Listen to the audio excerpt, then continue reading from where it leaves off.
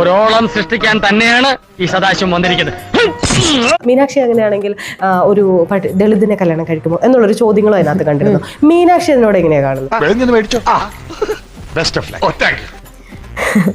എനിക്ക് വൃത്തിയായിട്ടൊന്ന് ചിരിക്കാം എന്നല്ലാതെ അതിന് ഞാൻ എന്തുത്തരമാണ് പറയേണ്ടതെന്ന് എനിക്കറിയില്ല. കാരണം ഞാനൊരു കല്യാണം കഴിക്കുമ്പോഴോ ഞാൻ എനിക്ക് ഇഷ്ടപ്പെട്ട ഒരു വ്യക്തിയെ തിരഞ്ഞെടുക്കുമ്പോഴോ അയാൾ ഏത് വിഭാഗത്തിൽപ്പെട്ട ആളാണെന്ന് ഞാൻ ചിന്തിക്കുന്നില്ല എന്നുള്ളതാണ് എൻ്റെ വിജയം.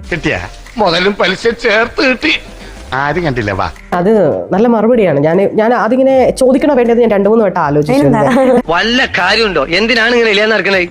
എന്തായിരിക്കാം നിങ്ങൾക്ക് പേഴ്സണലി ഫീൽ ചെയ്യുമോ? അതായത് വേറെ അല്ല, ഇവർ കാരണം കമന്റ്സുകൾ ഞാൻ കണ്ടിരുന്നു. അതിനെ തുടർന്നാണ് ഞാൻ ഇത് ചോദിക്കണം എന്ന് ഞാൻ വിചാരിച്ചു. നിങ്ങളോട് എനിക്കൊരു ദേഷ്യമില്ല. വിവരമില്ലായ്മ ഒരു കുറ്റമല്ലല്ലോ. അതെ, കിട്ടേണ്ടത് കിട്ടിക്കഴിഞ്ഞാൽ തോന്നേണ്ടത് തോന്നാൻ ഇത്തിരി സമയം നല്ലതാ. ഞാൻ മതനിരപേക്ഷതയെ കുറിച്ചും കുറച്ച് കാര്യങ്ങൾ പറഞ്ഞു. പിന്നീട് ഇങ്ങോട്ട് വന്ന ഫെമിനിസത്തെ കുറിച്ചും പറഞ്ഞു. എന്താണ് ഫെമിനിസത്തെ കുറിച്ചുള്ള ഒരു കാഴ്ചപ്പാട്, അല്ലെങ്കിൽ എന്താണ് ഫെമിനിസം? അത് ഞാനൊരു ഇരട്ട വരയിട്ട ബുക്കിൽ എഴുതി തരാം. സൗകര്യം പോലെ ഇരുന്ന് വായിച്ചു. സ്ത്രീ പുരുഷ വ്യത്യാസമില്ലാതെ സ്ത്രീയും പുരുഷനും രണ്ട് ശാരീരിക അവസ്ഥയിൽ നിൽക്കുന്ന ആളാണ്. അതേ ശാരീരിക വ്യത്യസ്തതയിൽ നിന്നുകൊണ്ട് തന്നെ അവർക്ക് തുല്യ അവസരം എന്നുള്ളതാണ് നമ്മുടെ സമൂഹത്തിൽ വേണ്ടത്, അല്ലെ? അത് ശരിയാ. എന്ത് ശരി? ഇതൊന്നും നടക്കണ കാര്യമല്ല. അതാണ് നമ്മുടെ സമൂഹത്തിൽ നടക്കേണ്ടത്. അപ്പം എന്റെ ഫെമിനിസം സ്ത്രീ ആയിക്കോട്ടെ പുരുഷനായിക്കോട്ടെ ആരുമാവാം, നമ്മുടെ അതേ അവസരങ്ങളുള്ള ഒരാളെ അവരുടെ അവസരങ്ങളിൽ നിന്നും വിലക്കിക്കൊണ്ട് നമ്മുടേതായിട്ടുള്ള മൂല്യങ്ങളോ അവസരങ്ങളോ നേടാൻ ശ്രമിക്കുന്നത് തെറ്റാണ് എന്ന് തന്നെ ഞാൻ പറയും. മനോഹരം, ഗംഭീരം.